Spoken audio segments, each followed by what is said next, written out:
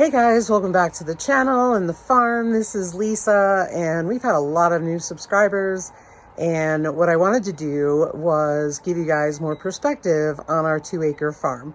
A lot of people say that they feel like we have a lot more acreage than we do, so hopefully I can clear that up, and I'm going to give you a quick tour, so come on along.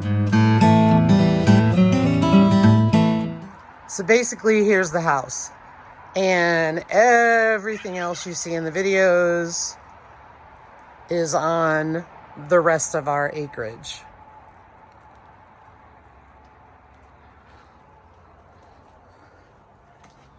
So on this end of the house, we have our main garden area. I probably should have entered this in our messy garden, but this is our garden area. And as you can see, everything's under lock and key with a fence. Why? Because we have a lot of deer and we have to keep our own chickens out. So coming around, we've tried our hand at water catchment, and lots of pine pollen was on the roof at the time. That's why that looks like that. Excuse me.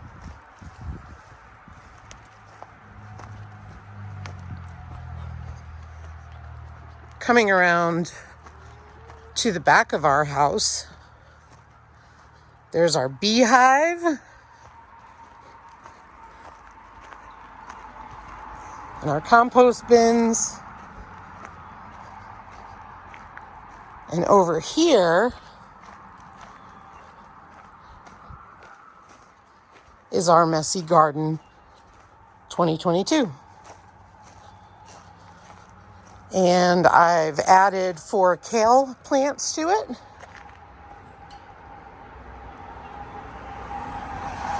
So they're right in there. And then we have potatoes. So now I'm going to walk back around to the front of the house, and I'll bring you back then.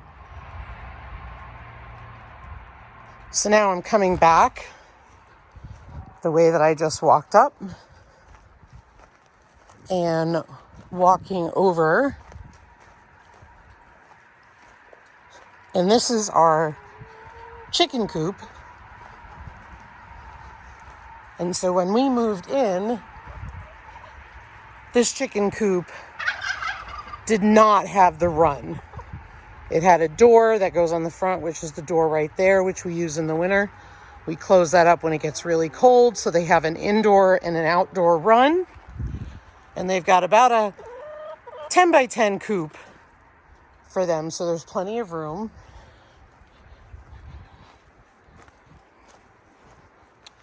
Over here is the greenhouse that we added.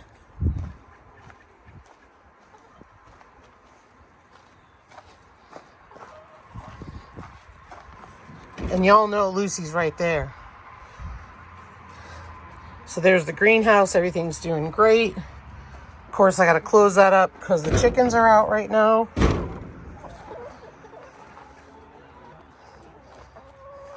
Here is the turkey coop. And these are our breeding turkeys. So there's Custer. And by the way, Custer is doing great ever since Julius is not here anymore. The females continue to sit on a nest in that box. That barn, when we were first moved in, was over here, and we moved it to a more functional spot. And then this here is our feed bin or grain barn that we use. That's the back of Eleanor's barn. And that is one building that we have built since we've been here. So now you can see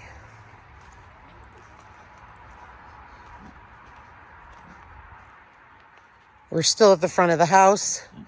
And there's Fiona in their net fencing, which has to be moved again today. And that's Eleanor. Both are expecting piglets. Eleanor is expecting July 25th, and I think it's August 7th for Fiona. So this is Fiona's farrowing pen, and she has her farrowing rail in there. And obviously we'll clean barns when we get closer to that time.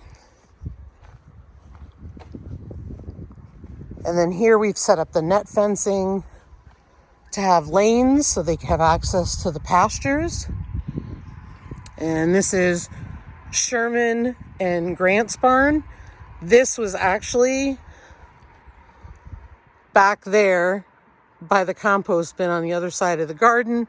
We moved it down there to have it be more functional.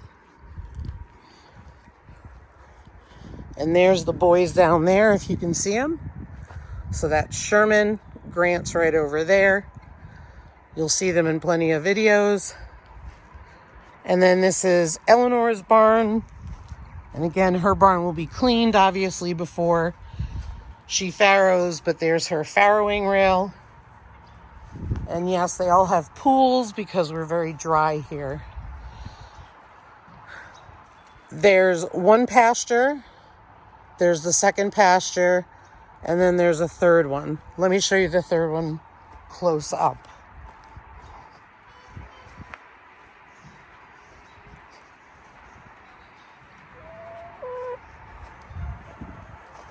Here's Dwight.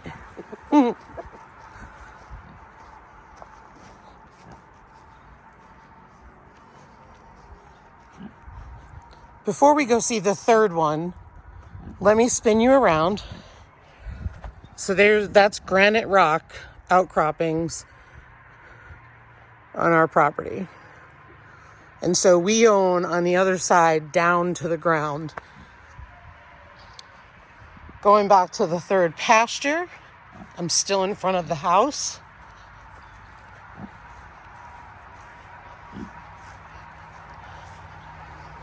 That's the third pasture down there. None of the pastures were here when we moved in. I'm going to take you over here so you can get a better view. So there's the 3 pig pastures. There's the net fencing. You can clearly see they're doing well, eating the grass down. So it's time to move them once again. Usually move them every 2 or 3 days.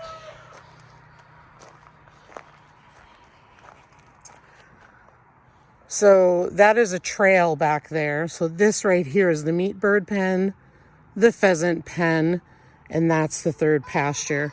And we do have a building in there because Eleanor and Fiona spent last year down there. And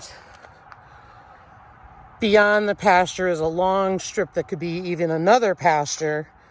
And then we go all the way down here. Now, where you see the road that we drive on all the time, that's the property line. And then it goes that way. So the road goes this way and then it goes that way.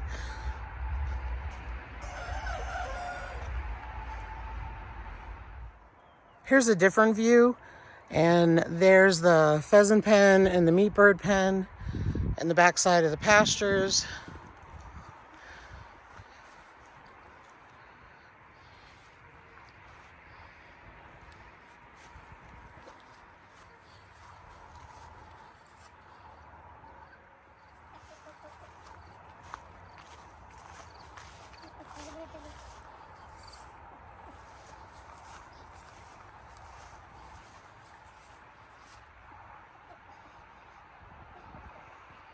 We have our water IBC tote for gravity-fed water systems, so we can get water all the way down there. We have our other IBC tank up on the truck, and what we do is fill that one and drain it to that one. However, today, let me show you.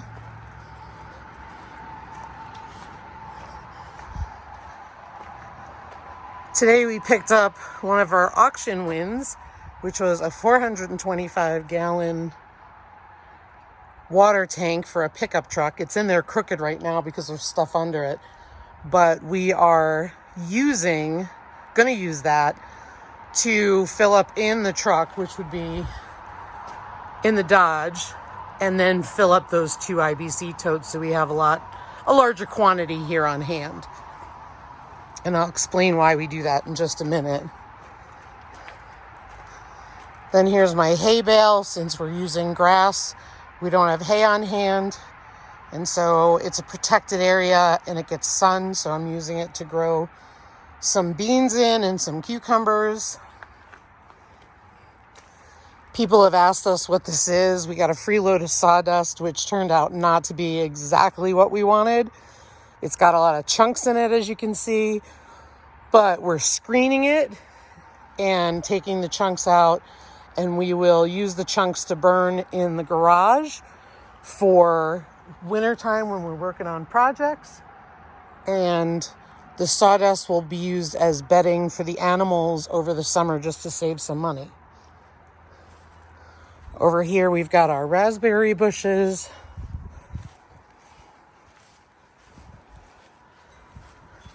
Our hugelkultur bed.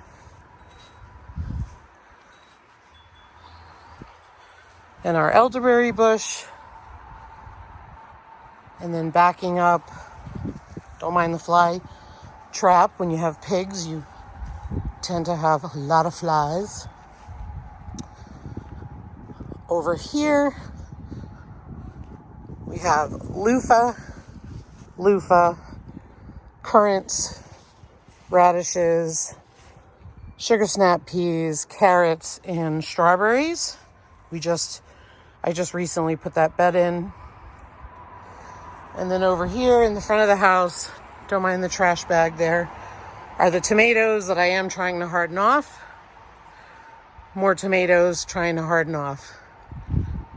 So that's really all of our property.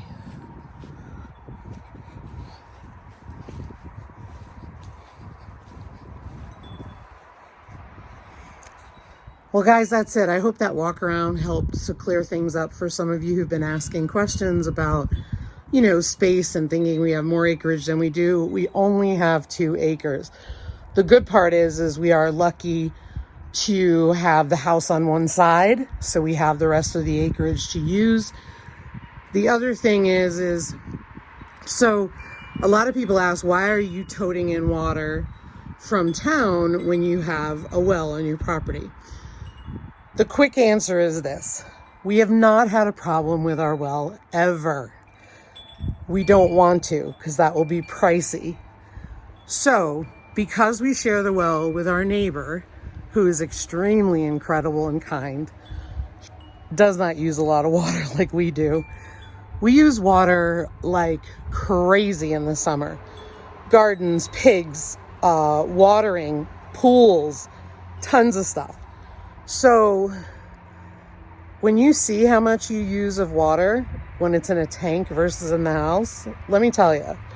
So by trucking it in, we have peace of mind, because the water table is what our well is coming off of. And we don't get a lot of rain here, so I don't know what the water table looks like. So why wait until we have a problem? We're just trying to be smart about it. And it's really cheap to get water from town. So not a big deal. But again, we're very dry here. We had a wildfire 7 miles from us, 6 or 7 miles from us yesterday. I think they have it out. I haven't been able to get an update. But we're that dry that wildfires have been breaking out. Some have been started by lightning, where there was no rain. So just stuff to keep in mind. But guys, just wanted to give you a quick tour, tell you what was going on, and have a great day. Take care.